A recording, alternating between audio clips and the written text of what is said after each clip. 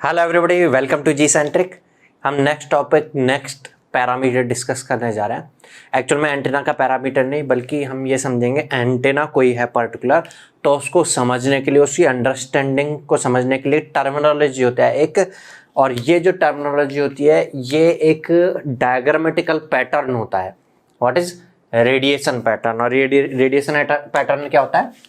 It is diagram which gives pattern of radiation intensities surrounding to an antenna।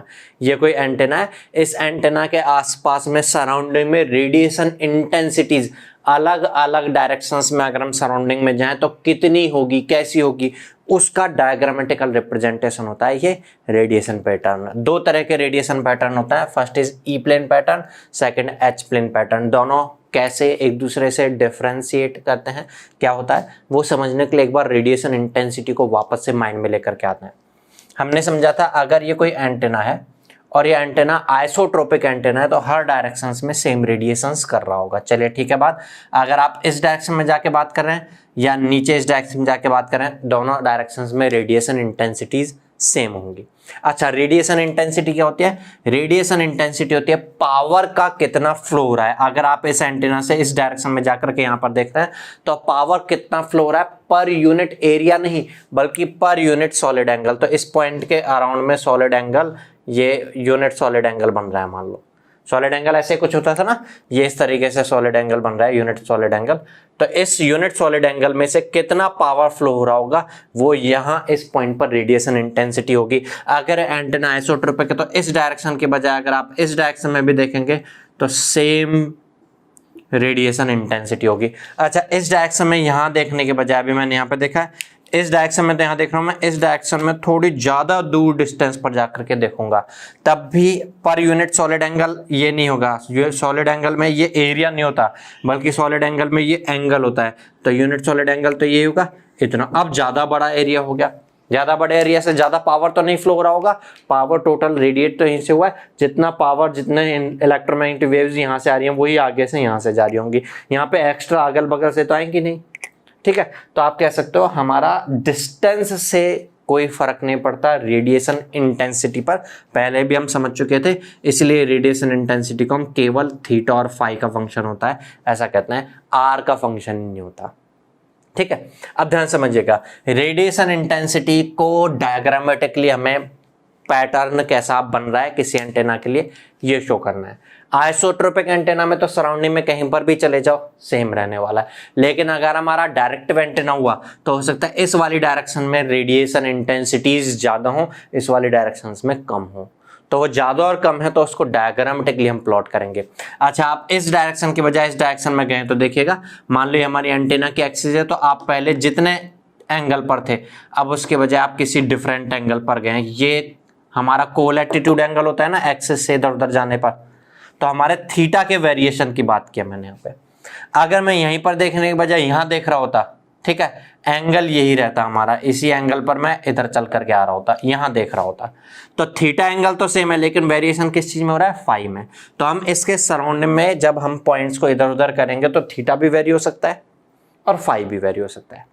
अगर मैं यहाँ पर अपने प्लेन पर बात करूं तो मैं यहाँ पर थीटा के वेरिएशंस को शो कर सकता हूँ कि ये एंटेना की एक्सिस है, तो देखिए थीटा यहाँ पर 0 है, यहाँ पर 30 है, यहाँ पर 60 है, यहाँ पर 90 है, यहाँ 120 है, ऐसे है। और जैसे यहाँ थीटा 30 ऐसे इस साइड में भी 30 है। मैं थीटा को तो इस प्लेन पे शो कर सकता हूँ, फाई को शो करना हुआ तो मैं कहूँगा यहाँ फाई 0 है, इस जगह पर कहीं पर भी है, यहाँ फाई कुछ और है, यहाँ फाई 90 है, तो फाई को तो नहीं शो कर सकता। तो मैं, मेरे पास क्योंकि पैटर्न रिप्रेजेंटेशन के लिए एक 2D प्लेन होगा तो मैं थीटा और फाई दोनों के वेरिएशंस को रिप्रेजेंट नहीं कर सकता। मैं या तो थीटा के वेरिएशन को रिप्रेजेंट करूंगा या फिर थीटा को कांस्टेंट फिक्स करके फिर फाई के वेरिएशंस को रिप्रेजेंट करूंगा। तो हमारा जो ई प्लेन पैटर्न होता है, इस ई प्लेन पैटर्न में इन थीटा और फाई में से थीटा वेरी करता है, फाई फिक्स रहता है। क्या होता है यहाँ पे? Theta varies. और थीटा कहां से कहां तक वेरी करेगा? थीटा की लिमिट क्या होती है? 0 से लेकर के और पाई तक। इधर भी आओ तो 0 से पाई जाएगा, इधर भी आओ 0 से पाई आएगा, आगे से भी जाओ तो अभी 0 से पाई होगा। तो theta varies from 0 to pi and phi कोई फिक्स कांस्टेंट होगा। फाई को हम फिक्स्ड कांस्टेंट लेकर के चलेंगे। लेकिन अगर मुझे फाई के वेरिएशंस के हिसाब से प्लॉट करना है तो फिर मैं फाई को वेरी करूंगा, थीटा फिर फिक्स रखना पड़ेगा क्योंकि मुझे 2D प्लेन पे रिप्रेजेंट करना है। तो एच प्लेन पैटर्न में क्या होता है, फाई वेरी करता है। और फाई की वेरी कहाँ करता है, कहाँ से कहाँ तक होता है, फाई की वैल्यू 0 से लेकर के 2 पाई। और थीटा फिक्स्ड रहता है, कांस्टेंट रहेगा कुछ, थीटा कुछ कांस्टेंट फिक्स्ड हम पकड़ करके चलेंगे, उसके लिए रिप्रेजेंट करेंगे। तो अब हम समझेंगे एक बार ई प्लेन पैटर्न और एच प्लेन पैटर्न ड्रॉ कैसे करना है हमें। यहीं से सारा पैटर्न और ड्रॉ से रिलेटेड हम समझेंगे और ये बेस बनेगा, क्वेश्चंस तभी कर पाएंगे जब ये क्लियर हो, आपको ये पैटर्न को ड्रॉ कैसे करना है ये क्लियर हो। और मैं आपको ये बता दूं, कंट्रोल सिस्टम में आप पढ़ते हैं पोलर प्लॉट, पोलर प्लॉट बनाना, बेसिक बनाना सीखा होगा सबसे पहले आपने। तो पोलर प्लॉट को कैसे आप ड्रॉ कर रहे होते हो, कुछ वैसा ही बेसिक यहाँ पर अप्लाई होगा। पोलर प्लॉट में आप एंगल्स को वेरी कर रहे होते हो, फेज कितना वेरी कर रहा है, साथ साथ में मैग्नीट्यूड गेन कितना आ रहा है फ्रीक्वेंसी के साथ, उसको प्लॉट कर रहे होता है ना। तो गेन जैसे होता है वैसे यहाँ पे रेडिएशन इंटेंसिटी की वैल्यू होगी, और जैसे वहां पे फेज वेरी करता था वैसे यहाँ पे थीटा या फाई में से जिसको आप वेरिएशन की बात कर रहे हो उसको वेरी करेंगे। तो देखते हैं एक बार पहले ई प्लेन पैटर्न, और हम डिस्कस करने जा रहे हैं E plane pattern for dipole antenna. हम डिस्कस करेंगे पहले एक बार डायपोल एंटेना के पैटर्न्स, ठीक है। चलिए देखते हैं इसको। तो ई प्लेन पैटर्न के लिए मैं डायपोल एंटेना कंसीडर कर रहा हूं। डायपोल एंटेना मैंने कंसीडर किया, ये एंटेना का एक पोल है और ये एंटेना का दूसरा पोल है, ठीक है। तो एंटेना के जो पोल्स होंगे उस डायरेक्शन में ही हम जेड एक्सिस कंसीडर करेंगे। जेड एक्सिस से ये एंगल से लेके चलते हैं ना हम, थीटा चारों तरफ कहीं पे भी ले सकते हैं। आपको याद आ रहा होगा थीटा 0 से लेके पाई तक कैसे जाता था, 0 से लेके पाई तक, थीटा की वैल्यू 0 से पाई तक। तो आपका जिस भी डायरेक्शन में एंटेना की एक्सिस होगी उस डायरेक्शन में जेड एक्सिस कंसीडर करेंगे यहाँ। अच्छा, जेड एक्सिस का कोई फिक्स डायरेक्शन थोड़ी होता है कि जेड इधर ले लिया जाता है, वाई इधर होता है, एक्स ऐसा होता है, ऐसा तो कुछ नहीं होता। मैंने आपको बताया था आप चाहें तो इधर एक्स कंसीडर करें, वाई इधर कंसीडर करें, जेड फिर इधर होगा। तो जेड एक्सिस कहीं भी कंसीडर कर सकते हैं, लेकिन जिस भी डायरेक्शन में जेड एक्सिस कंसीडर करते हैं उस डायरेक्शन में, जब मान लो जेड एक्सिस यहाँ से, उस डायरेक्शन में जेड एक्सिस से एंगल ऑफ कोलैटिट्यूड होता है, जो इस तरीके से कोन का टिल्ट एंगल होगा। इमेजिन कर सकते हैं ना कोन इस तरीके से, ये एंगल। तो ऐसे ही हमें क्या करना है, अगर रेडिएशन पैटर्न ड्रॉ करना है तो एंटेना की एक्सिस को कंसीडर करना है जेड एक्सिस। उस एंटेना की एक्सिस के साथ आपको टिल्ट एंगल को थीटा कंसीडर करना है, और हमारे ई प्लेन पैटर्न प्लेन में ऐसे बनते हुए नजर आना चाहिए कि थीटा आपको वेरी करते हुए दिखे 0 से लेके पाई तक। मैं यहाँ पर आपको समझा सकता हूँ, समझ में आ रहा होगा। थीटा इस एक्सिस पर, जेड एक्सिस पर 0 होगा, यहाँ से थोड़ा आगे बढ़ते जाएंगे तो थीटा बढ़ते बढ़ते यहाँ π/2 हो जाएगा, π/4 45, फिर π/2, फिर 135, देन 180। और अगर ऐसे इस तरफ आ रहे होते तो अभी जुड़ा होता। अगर मैं इस वाली साइड में बात करूं, इस एक्सिस के इस साइड में बात करूं, तो मेरा फाई का वैल्यू, अच्छा ये जेड एक्सिस अगर कंसीडर की मैंने, ये वाई एक्सिस है, ये एक्स एक्सिस है। अगर ये एक्स एक्सिस है तो मैं कह सकता हूं क्या यहाँ पर फाई 90 डिग्री होगा। तो इस वाली साइड में फाई फिक्स है कितना, 90 डिग्री। अगर मैं फाई 90 की बजाय इस तरफ देखूं तो फाई 270 डिग्री है। दोनों तरफ फाई फिक्स है, फाई को वेरी नहीं कर रहा मैं ऐसा नहीं कर रहा मैंने फाई को 90 से 270 तक वेरी किया है, बल्कि इस तरफ देखूंगा तो फाई 90 कांस्टेंट के लिए आ रहा होगा ये, और इस तरफ देखूंगा तो ये फाई 270 डिग्री कांस्टेंट के लिए पैटर्न बन करके आ रहा होगा। अब पैटर्न में हमें ड्रॉ क्या करना है, जैसे मैंने आपको बताया, जैसे पोलर प्लॉट में क्या करते थे हम, पोलर प्लॉट में हम ऐसा करते हैं ना कि विद फ्रीक्वेंसीज मैग्नीट्यूड और फेज को प्लॉट कर रहे होते हैं। इस एक्सिस के रेस्पेक्ट में हम फेज लेके चलते हैं इस तरीके से। मान लो फेज है -45 डिग्री, -90, -110, -130, ऐसे -150, इस तरीके से फेज वेरी हो रहा होता है। और मैग्नीट्यूड के वेरिएशन को भी प्लॉट कर रहे होते हैं। मान लो फेज विद फ्रीक्वेंसी इंक्रीमेंट, जो फेज है वो 0 डिग्री से वेरी करते करते -90 तक जाके खत्म हो रहा है। फ्रीक्वेंसी की वैल्यू, ओमेगा की वैल्यू जैसे जैसे 0 से बढ़ाते बढ़ाते आप इनफाइनाइट तक लेके जाते हो, फेज 0 से -90 पर जा रहा होता है, ठीक है। आप मैग्नीट्यूड को प्लॉट करते हो, मान लो मैग्नीट्यूड धीरे धीरे कम होकर के 0 हो रहा है। फ्रीक्वेंसी 0 पर मैं कह रहा हूं कि फेज है 0 डिग्री, फ्रीक्वेंसी इनफाइनाइट पर फेज है 90 डिग्री। फ्रीक्वेंसी 0 पर मैग्नीट्यूड है समथिंग, मान लो k है, और फ्रीक्वेंसी इनफाइनाइट पर मैग्नीट्यूड 0 है, तो हम ऐसे ड्रॉ कर रहे होते हैं ना कि फ्रीक्वेंसी बढ़ने के साथ फेज तो -90 की तरफ जाना है और मैग्नीट्यूड कम होते होते जीरो हो जाना है। तो हम ऐसे कर देते हैं मैग्नीट्यूड जब फ्रीक्वेंसी जीरो है तो मैग्नीट्यूड के है। मैग्नीट्यूड ये डिस्टेंस ही तो होती है और 0 डिग्री फेज पे, इसलिए यहाँ पे अब फेज 0 डिग्री से मान लो थोड़ा सा फ्रीक्वेंसी बढ़ाएंगे 10 डिग्री हो जाएगा, -10 डिग्री, बट मैग्नीट्यूड के से थोड़ा कम हो रहा होगा क्योंकि मैग्नीट्यूड के से 0 तक जाना है। फिर मैग्नीट्यूड और कम हो रहा होगा, मैग्नीट्यूड और कम हो रहा होगा, मैग्नीट्यूड कम होते होते 0 हो जाएगा। ऐसे करके प्लॉट बनाते हैं ना आप, याद आ रहा होगा। यहाँ पर भी हमें जैसे वहाँ फेज वेरी होता था ऐसे यहाँ पे हम फाई या थीटा जिस भी चीज को वेरिएशंस की बात कर रहे हैं, जैसे यहाँ थीटा की थीटा वेरी हो रहा होगा, थीटा वेरी होगा, साथ साथ में मैग्नीट्यूड क्या होगा, जैसे वहां पे मैग्नीट्यूड होता था ऐसे यहाँ पर होगा रेडिएशन की इंटेंसिटी। अब ध्यान से देखिएगा, डायपोल एंटेना के बारे में हम ये समझ चुके हैं कि डायपोल एंटेना का इलेक्ट्रिक फील्ड जो होता है वो साइन थीटा का फंक्शन होता है, मैग्नेटिक फील्ड भी साइन थीटा का फंक्शन होता है। मतलब इलेक्ट्रिक फील्ड और मैग्नेटिक फील्ड दोनों के दोनों साइन थीटा के फंक्शन होंगे। अगर मैं रेडिएशन पैटर्न में भी दो तरह के पैटर्न बनाते हैं हम, फील्ड पैटर्न, पहले फील्ड पैटर्न समझते हैं फिर पावर पैटर्न समझेंगे। अगर मैं फील्ड पैटर्न बना रहा हूँ तो क्योंकि इलेक्ट्रिक फील्ड और मैग्नेटिक फील्ड दोनों साइन थीटा के फंक्शन होते हैं, मतलब इलेक्ट्रिक फील्ड और मैग्नेटिक फील्ड दोनों साइन थीटा के प्रोपोर्शनल होते हैं। अब प्रोपोर्शनलिटी कांस्टेंट इलेक्ट्रिक फील्ड में कुछ और होगा तो मैग्नेटिक फील्ड में कुछ और होगा। यहां से देखें अगर तो मैं जब यहां हूं देखिएगा, अब हम जब पैटर्न ड्रॉ कर रहे हैं तो ऐसे ड्रॉ करेंगे कि डिस्टेंस से तो रेडिएशन इंटेंसिटी का कोई फर्क ही नहीं पड़ता है क्योंकि radiation intensity power per unit solid angle है।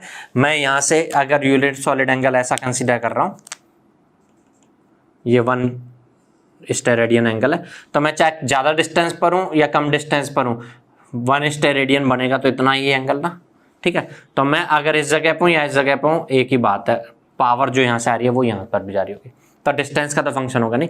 अब देखिएगा मैं सबसे पहले इस जगह पर हूं, इस जगह पर हूं तो इलेक्ट्रिक फील्ड कितना आ रहा होगा, आप कहोगे इस जगह पर थीटा तो है 0 इसलिए electric field sine zero zero intensity के साथ आ रहा होगा, मैग्नेटिक फील्ड भी 0 इंटेंसिटी के साथ आ रहा होगा। चाहे इलेक्ट्रिक फील्ड को प्लॉट करें या मैग्नेटिक फील्ड को प्लॉट करें, इस थीटा इक्वल टू 0 का मतलब है यहाँ पे स्ट्रेंथ कितनी होगी इलेक्ट्रिक फील्ड या मैग्नेटिक फील्ड की, 0 होगी। जैसे वहां स्ट्रेंथ मैग्नीट्यूड होता था ऐसे यहाँ पे स्ट्रेंथ होगी। तो मैग्नीट्यूड जब 0 होता है तो आप ओरिजिन पर आ जाते हो ना, तो जब थीटा की वैल्यू 0 है तो इलेक्ट्रिक फील्ड या मैग्नेटिक फील्ड का स्ट्रेंथ जो है वो 0 है, इसलिए ओरिजिन पर आ जाओगे। अब बात करते हैं थीटा इक्वल टू 0 के बजाय हम 45 पर पहुंच जाएंगे, तो साइन 45 की वैल्यू तो कुछ ज्यादा आएगी। मैं प्रोपोर्शनलिटी कांस्टेंट क्या है उसके हिसाब से रिजल्ट कितना आ रहा है उस हिसाब से वैल्यू कितनी बनेगी ये नहीं कह रहा, बट 0 नहीं बनेगी इतनी बात समझ में आती है। साइन 45 तो 0 नहीं होता ना, तो यहाँ 0 के बजाय कुछ वैल्यू बन रही होगी। अगर 45 के जगह 60 पर जाएंगे तो थोड़ी ज्यादा वैल्यू बन रही होगी, ज्यादा डिस्टेंस पे जाके बात करेंगे, और 90 पे आएंगे तो और ज्यादा डिस्टेंस पे आके बात करेंगे, 30 पर कहेंगे तो और कम डिस्टेंस पर बात करेंगे। तो ये कुछ इस तरीके से वैरी हो रहा होगा, ऐसा कुछ, ठीक है। ये जैसे जैसे आप थीटा के वेरिएशंस की बात करें, दिख रहा है थीटा का वेरिएशन, वैसे वैसे मैग्नीट्यूड मींस इलेक्ट्रिक फील्ड की स्ट्रेंथ बढ़ते बढ़ते 90 पर मैक्सिमम हो गए। 90 के बाद अब आ गए आप 120 पर बात करते हो तो साइन 91 होता है बट साइन 120 कम हो जाता है, √3/2 हो जाता है, तो ये कम हो जाएगा। मतलब ये इस तरीके से फिर वापस से 90 से बढ़ते हुए 180 तक जाओगे तो 180 पे साइन 180 तो 0 होता है ना, 0 पर पहुंच जाएगा। अगर आप ये फाई था 90 की बजाय फाई इक्वल टू 270 की तरफ बना रहे होंगे तो इस तरफ में भी ऐसा ही बनेगा। फाई का तो फंक्शन ही नहीं होता है, electric field magnetic field dipole antenna के लिए फाई का फंक्शन ही नहीं होता है। आपको याद आ रहा होगा हमने infinite current element small current element की वजह से इलेक्ट्रिक फील्ड मैग्नेटिक फील्ड के एक्सप्रेशंस लिखे थे, तो मैंने बताया था देखो ये साइन थीटा आ रहा है, साइन थीटा से रिलेटेड होता है, फाई से कोई रिलेशनशिप नहीं होता है। बाकी और साथ में और क्या चीज होती है उन पर हम ध्यान नहीं देना है, ठीक है। तो ये पैटर्न बनेगा इलेक्ट्रिक फील्ड या मैग्नेटिक फील्ड, जिसका भी आप समझो, फील्ड पैटर्न इसको हम बोल देंगे। दोनों साइड सेम होगा, सेम ऐसा नहीं कि इस तरफ ज्यादा बड़ा बना दें हम, ये होगा। लेकिन जनरली क्या होता है कि हम फील्ड पैटर्न नहीं पावर पैटर्न बनाते हैं, क्योंकि रेडिएशन यहां पर तो मैंने क्या समझ लिया, रेडिएटेड जो सिग्नल आ रहा है उसके फील्ड की इंटेंसिटी को शो किया एक तरह से, बट रेडिएशन पैटर्न तो एक तरह से पावर की इंटेंसिटी को शो कर रहा है। हालांकि पावर तो फील्ड से रिलेटेड होती है ना, जैसे इलेक्ट्रिक फील्ड से पावर इससे रिलेटेड है, E square by twice of theta, ऐसे ही तो रिलेटेड होती है, मींस ई के स्क्वायर से रिलेटेड होती है, बाकी सब चीजें तो कांस्टेंट है। तो अगर ई साइन थीटा के प्रोपोर्शनल है तो P E square means sine square theta के प्रोपोर्शनल होगा। ठीक है, तो अगर मैं इसका पावर पैटर्न बनाऊंगा,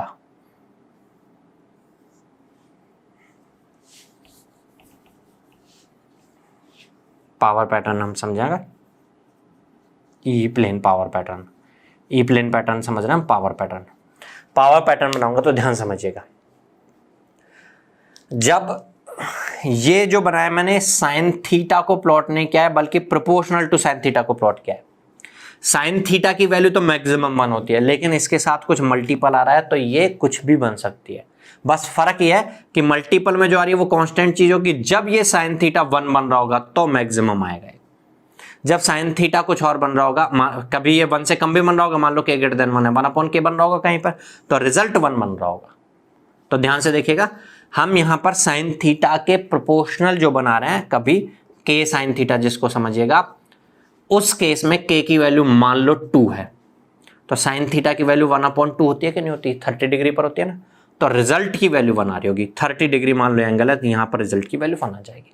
और अगर 30 डिग्री से आगे बढ़ोगे तो रिजल्ट की वैल्यू 1 से ज्यादा ही हो रही होगी, ये 1 से कुछ ज्यादा है, ये डिस्टेंसेज 1 से ज्यादा है। हमें इसका स्क्वायर करना है, अब साइन स्क्वायर थीटा करना है, अब हमें या ओवरऑल को इसके स्क्वायर साइन स्क्वायर थीटा करना है, ई का स्क्वायर करना है ना, ये भी स्क्वायर हो जाएगा। हालांकि ये कांस्टेंट है, कांस्टेंट के का स्क्वायर भी कांस्टेंट बनेगा, इसलिए प्रोपोर्शनल टू तो साइन स्क्वायर थीटा बोला है मैंने। ठीक है, तो जब ये 1 है तो 1 ये किसी पर्टिकुलर एंगल पे है, मान लो वो एंगल ये वाला एंगल है, तो इसका 1 का स्क्वायर भी 1 ही होगा, सेम ही होंगे दोनों। और जब ये 0 है तो 0 का स्क्वायर 0 होता है, तो ये भी सेम होंगे।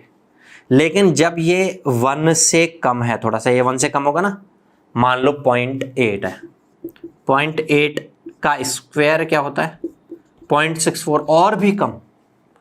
अगर मैं स्क्वायर वैल्यू करूंगा तो और रिजल्ट कम आएगा। मतलब अगर मैं सिंपल उसको ड्रॉ कर रहा होता तो ऐसा कुछ आता, ऐसा। लेकिन अगर मैं स्क्वायर को ड्रॉ करूंगा तो कम कहूंगा, स्क्वायर को ड्रॉ करूंगा तो और कम कहूंगा, ऐसा कुछ कम करके बताना पड़ेगा मैं। और अगर 1 से ज्यादा आगे की बात करता हूं मैं, जैसे 2 बात करता हूं, तो 2 का स्क्वायर क्या होता है 4, तो ज्यादा आएगा। मान लो ये मैंने नॉर्मल की बात की थी, ठीक है, ये बात करता मैं नॉर्मल। अब ये यहाँ पर इसका स्क्वायर करेंगे तो थोड़ा ज्यादा है, 1 से लेस क्वांटिटीज का स्क्वायर करते हैं तो और कम हो जाता है, 1 से हायर क्वांटिटीज का स्क्वायर करें तो और ज्यादा बढ़ करके आता है, तो और इस तरह से बढ़ करके आ रहा होगा। मान लो ये 3 है, 3 का स्क्वायर 9, ऐसा कुछ आ रहा होगा, ऐसा कुछ दिखेगा।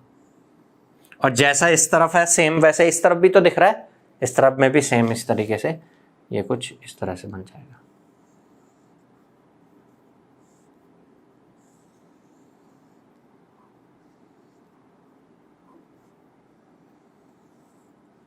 और सेम यहाँ पर जैसा 590 पर है, 270 पर भी सेम उसी का स्क्वायर बन करके सेम शेप यहाँ पर फॉलो हो रही होगी। ये सेम डायमेंशंस के होंगे। हो सकता है मैं थोड़ा सा, मेरी ड्राइंग थोड़ी सी कमज़ोर है तो थोड़ा ज़्यादा कम बन जाए, लेकिन आपको कहीं पर पैटर्न दिखेंगे या आप कहीं पर पैटर्न बनाने लगेंगे तो सेम साइज़ के बनाने हैं। स्पेशली हम अब इस एंटेना के बारे में डिस्कस करना है, आगे तो और भी हमें समझना है, फिर एंटेना एरे भी समझना है। ठीक है, तो ये पैटर्न बनेगा ई प्लेन पैटर्न। अब एच प्लेन पैटर्न को समझते हैं। चलिए, यहां तक ये ई प्लेन पैटर्न को कवर किया हमने। एच प्लेन पैटर्न समझते हैं। एच प्लेन पैटर्न में हमें क्या करना है, इसी एंटेना के लिए फाई वेरी करना है, थीटा फिक्स रखना है। तो हमारे पास तो ये प्लेन है, तो मैं ऐसा मान लूं कि अब मैं इसको ऊपर से देखूंगा, ऊपर से देखूंगा, टॉप व्यू देखूंगा, तो मेरे को जेड एक्सिस की तरफ हमारा एंटेना आते हुए नजर आ रहा होगा। ये एंटेना ऐसे दिख रहा होगा। और अगर मैं इस जेड एक्सिस से देखूंगा ऊपर से, तो एक तो मुझे ये वाई एक्सिस आते हुए दिख रही होगी, एक एक्स एक्सिस दिख रही होगी, तो एक एक्स एक्सिस नजर आ रही है और एक वाई एक्सिस नजर आ रही है। क्लियर बात। एक्स एक्सिस से जैसे जैसे वाई एक्सिस की तरफ जाते हैं, देखिएगा एक्स एक्सिस से वाई एक्सिस की तरफ जाते हैं, फाई की वैल्यू बढ़ते हुए 90 हो जाती है, फिर वापस से एक्स की उल्टी साइड आ जाते हैं तो पाई हो जाती है, फिर वाई की उल्टी साइड आ जाती है 270 और ऐसे 3 पाई। मतलब यहां से ऐसे जैसे जैसे जा रहे होंगे वैसे वैसे हमारे फाई वेरी कर रहा होगा। अब हमें इस फाई वेरिएशन के साथ रेडिएशन इंटेंसिटी को प्लॉट करना है। बट हमारा जो इलेक्ट्रिक फील्ड या मैग्नेटिक फील्ड है वो साइन थीटा का फंक्शन होता है, थीटा में साइन थीटा से रिलेट होता है, फाई का फंक्शन ही नहीं होता, फाई पर डिपेंड नहीं करता। इसलिए फाई इक्वल टू 0 पर बात करें या फाई इक्वल टू 30 डिग्री पर बात करें, फाई 90 पे बात करें या पाई पे या 3π/2 पे बात करें या 2π पे बात करें, सेम रहने वाला है। सेम रहने वाला है मतलब जितना भी इंटेंसिटी की वैल्यू होगी वो सेम रहेगी, आप इस एंटेना के चारों तरफ कहीं पर भी देखें। लेकिन ध्यान से देखिएगा एक बार, मैंने अगर ये मेरा एक्सिस था, ठीक है, ये एंटेना का सेंटर पॉइंट था, मैं यहां पर देख रहा हूं, उसके बजाय मैं यहां पर देखूं तो सेम होगा क्या? मैं एक तो यहां पर देख रहा हूं बिल्कुल बीच में, समझ लीजिएगा बीच में, और एक मैं यहां ऊपर देख रहा हूं, सेम होगा क्या? भाई यहां से इधर इधर जाने पर तो सेम होगा, यहां से इधर उधर जाने पर तो सेम होगा, लेकिन इसकी बजाय ऊपर थीटा की वैल्यू तो चेंज हो रही है ना, तो कम होगा। हमें थीटा इक्वल टू कोई कांस्टेंट के लिए बनाना है, मैं थीटा 90 के लिए भी बना सकता हूँ, मैं थीटा इक्वल टू 45 के लिए भी बना सकता हूँ, मैं थीटा इक्वल टू 30 डिग्री के लिए भी बना सकता हूँ। तो मैं सबसे पहले थीटा इक्वल टू 90 डिग्री के लिए अगर बनाऊंगा तो थीटा इक्वल टू 90 डिग्री के लिए आप इधर से उधर जाएंगे, सेम रेडिएशन इंटेंसिटी दिखेगी, तो सर्कल सेम रेडियस का मतलब डिस्टेंस सेम है चारों तरफ, तो सर्कल बन जाएगा एक तरह से। ये रेडिएशन इंटेंसिटी हमने शो कर दिया। ये पैटर्न जो बनाया मैंने, ई प्लेन पैटर्न बनाया है, फाई की वैल्यू फाई इक्वल टू 0 से लेकर के π/2 पाई 3π/2 एंड 2π तक वैरी हो रही है, और थीटा कुछ फिक्स होगा ना इसके लिए, तो ये मैंने थीटा इक्वल टू 90 डिग्री के लिए बनाया। अब थीटा 90 की बजाय आप थीटा का 90 के बजाय 45 रखते हैं तो अभी रेडिएशन इंटेंसिटी चारों तरफ घूमने पर सेम होगी, लेकिन इसकी जितनी थी उससे कम होगी ना, इसकी जितनी थी मतलब ये डिस्टेंस से कम डिस्टेंस का आप सर्कल बनाएंगे। ये आप बनाएंगे, थीटा कुछ कम कर दिया, मान लो थीटा हमने 45 डिग्री कर दिया। ऐसे ही थीटा इक्वल टू 135 करेंगे तो भी 45 के जस्ट इक्वल होगा, साइन 45 और साइन 135 सेम ही तो होता है, तो ये थीटा इक्वल टू 45 के लिए और थीटा इक्वल टू 135 दोनों के लिए एप्लीकेबल होगा। अगर आप थीटा इक्वल टू और कुछ चेंज करके ये 30 डिग्री करता है तो ये और कम रेडियस का हो जाएगा, थीटा 30 बोलो या थीटा 150 बोलो, एक ही बात है ना, साइन 30 या साइन 150 एक ही बात है, सेम रिजल्ट होगा। ऐसा कुछ दिख रहा होगा तो आप कह सकते हो एच प्लेन पैटर्न सर्कल सा नजर आ रहा होगा, थीटा कितना लिया उसके अकॉर्डिंग सर्कल की साइज होगी, ठीक है। और ई प्लेन पैटर्न एक डंबल शेप बोल देते हैं ना, इसको हम डंबल शेप में नजर आ रहा होगा, ठीक है। यहां पर हमने थीटा वेरी किया है, 5 फिक्स रखा है 90। अगर 90 की जगह मैं यहाँ पर बात कर रहा होता, सुनिएगा, 90 की बजाय मैं 90 पर देखने की बजाय पैटर्न बनाना है मेरे को होता, मैं इस जगह पर बात कर रहा होता 30 डिग्री पर, तब भी सेम ही तो फॉलो करेगा। 90 पर बात करो या 130 पर, तो ये आप यहाँ पर करोगे तो आपका बात ये होगी कि बस प्लेन हमारा इस तरह से होगा जिस प्लेन पे आप प्लॉट कर रहे हैं, लेकिन शेप तो सेम नजर आ रही होगी। 90 पर जैसे नजर आई है वैसे ही 30 पर नजर आ रही होगी, और वैसे ही 0 डिग्री पर ऐसे नजर आ रही होगी, आपको दिख पा रहा होगा या इस तरह से नजर आ रही होगी। ये अच्छा, ये नजर ऐसे नहीं आ रही होगी, आप चल तो ऐसे ही रहे हो, इंटेंसिटी जो शो किया है वो कम है, ज्यादा है, फिर ज्यादा बढ़ते जा रहा है, फिर कम होते जा रहा है, उसकी बात कर रहे हैं, ऐसा कुछ ये नजर आएगा। तो ये हमने ई प्लेन पैटर्न और H plane pattern dipole antenna के लिए समझा है। आगे से कहीं पर डायपोल एंटेना यूज में ले रहे होंगे हम, तो आपका जनरली जो रेडिएशन पैटर्न होगा वो ई प्लेन पैटर्न हम प्लॉट करते हैं, जब तक स्पेशली क्वेश्चन में कमेंट नहीं किया गया हो या आपसे पूछने के लिए क्वेश्चन में आस्क ना हो आपसे कि एच प्लेन पैटर्न बनाइए, तब तक आप ई प्लेन पैटर्न ही यूज में लेंगे। तो बाय डिफॉल्ट हम ई प्लेन पैटर्न यूज में लेते हैं। क्यों? क्योंकि इसमें ज़्यादा अच्छे से हम उसकी नेचर को रिप्रेजेंट कर पा रहे हैं कि हाँ ऐसे यहाँ पर कम रेडिएशन इंटेंसिटी, यहाँ पर फिर बढ़ते जा रही है, ऐसा मतलब यहाँ पर इस रेडिएशन पैटर्न को बनाने से समझ में आ गया कि ये डायपोल एंटेना अगर होता है तो आप फाई इक्वल टू चाहे 0 डिग्री रखें, फाई इक्वल टू चाहे 90 डिग्री रखें, 270 रखें, बीच में 30 डिग्री रखें, इंटेंसिटी पर कोई फर्क नहीं पड़ता है, सेम रहा है ना सर्कल, ये बता रहा है इंटेंसिटी पर कोई फर्क नहीं पड़ता है। लेकिन आप 5 इक्वल टू कुछ फिक्स किया आपने 30, उसमें ऊपर से नीचे आ रहा है, थीटा चेंज हो रहा है, तो इंटेंसिटी चेंज होती है। और कैसे चेंज होती है? जैसे जैसे ऊपर से नीचे की तरफ जाते हो इंटेंसिटी बढ़ती जाती है, फिर वापस कम होने स्टार्ट हो जाती है।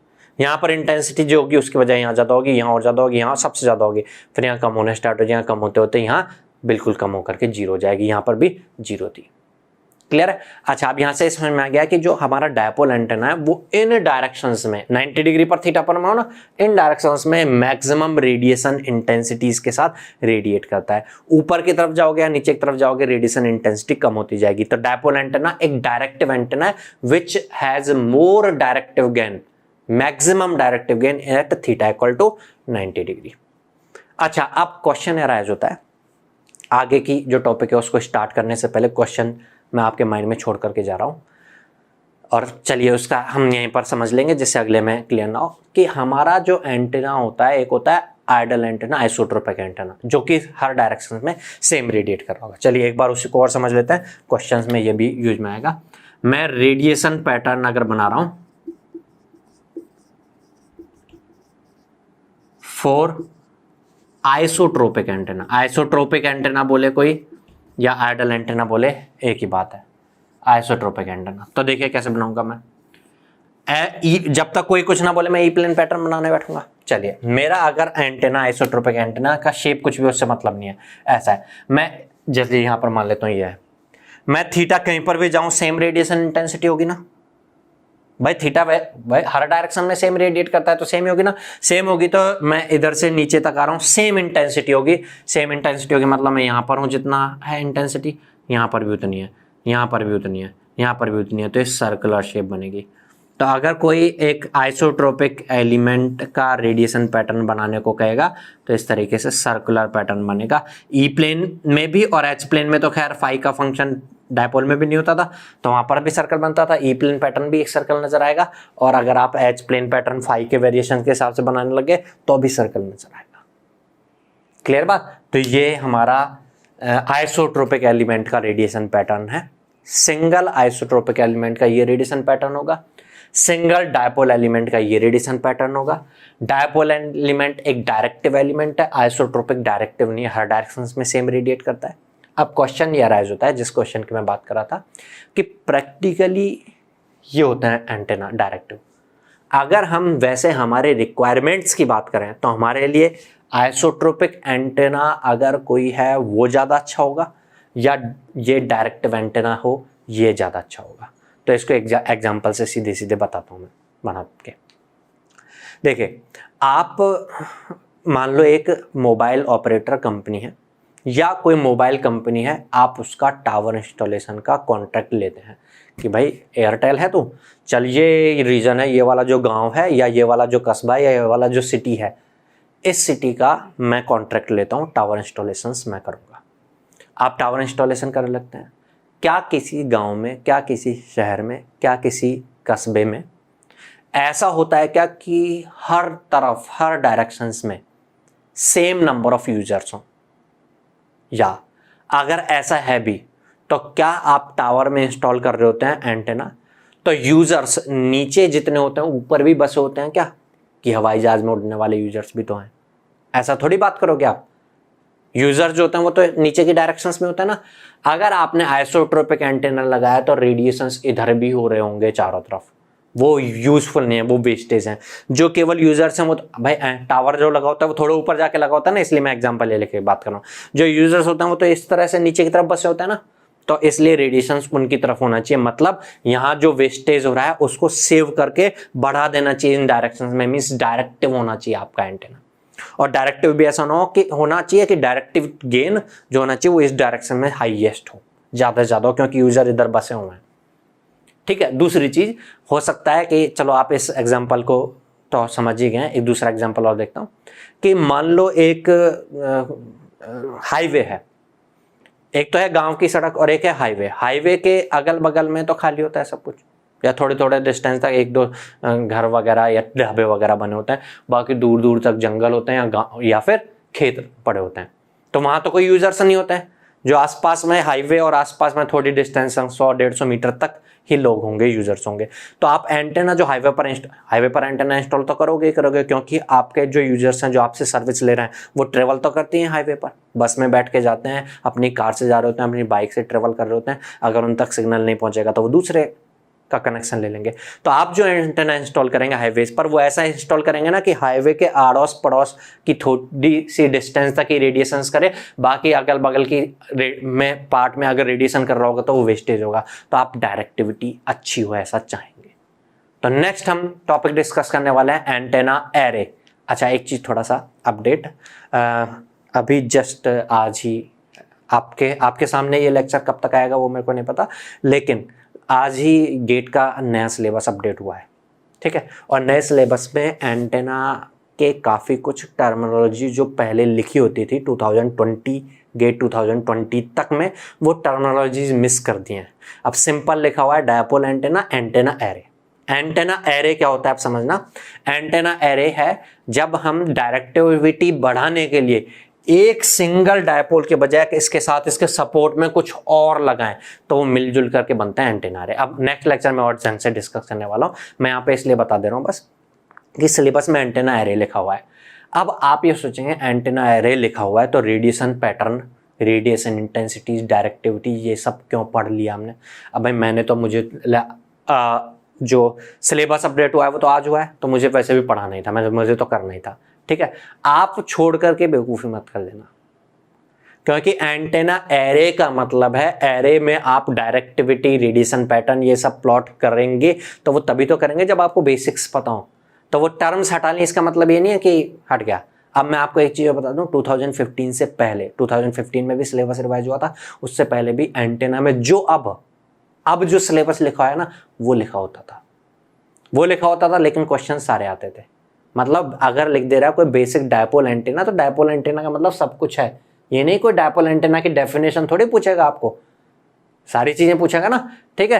तो बाकी लोग कुछ भी आपको अपडेट करें कि ये सिलेबस में से हट गया है, एंटेना में ये नहीं पढ़ना वो नहीं पढ़ना, ऐसा कुछ नहीं है, पढ़ना है सब कुछ। हाँ, रडार जो टॉपिक है वो बिल्कुल हट गया है, तो रडार का भी लेक्चर फिर भी मैं लूँगा और फिर मैं वहाँ पर अपडेट करूँगा आपको क्या करना है कैसे करना है, ठीक है। तो अभी नेक्स्ट में स्टार्ट करेंगे हम समझ चुके हैं अभी एंटेना की डायरेक्टिविटी की प्रैक्टिकल यूज क्या है, किसी डायरेक्शन में ज़्यादा रेडिएशंस करें तो यूजफुल है या नहीं हमारे लिए प्रैक्टिकली। और मैंने 2 एग्जांपल्स लेके उसके यूज आपको बता दिए।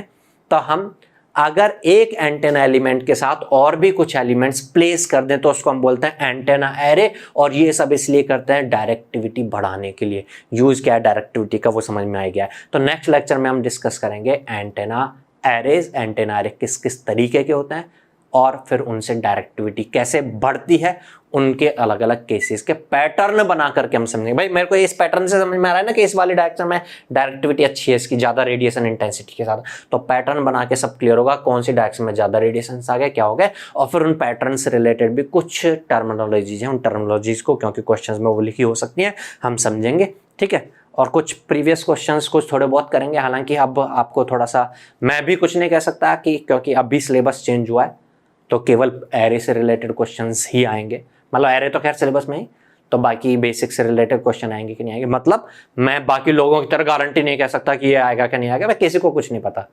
हम बस अपनी तरफ से कर्म कर सकते हैं, ज़्यादा से ज़्यादा कर्म कर सकते हैं, और जो कर्म है उसका फल जरूर मिलेगा फिर हमें, ठीक है। मिलते हैं नेक्स्ट लेक्चर में एंटेना के साथ, तब तक के लिए गुड बाय, थैंक यू।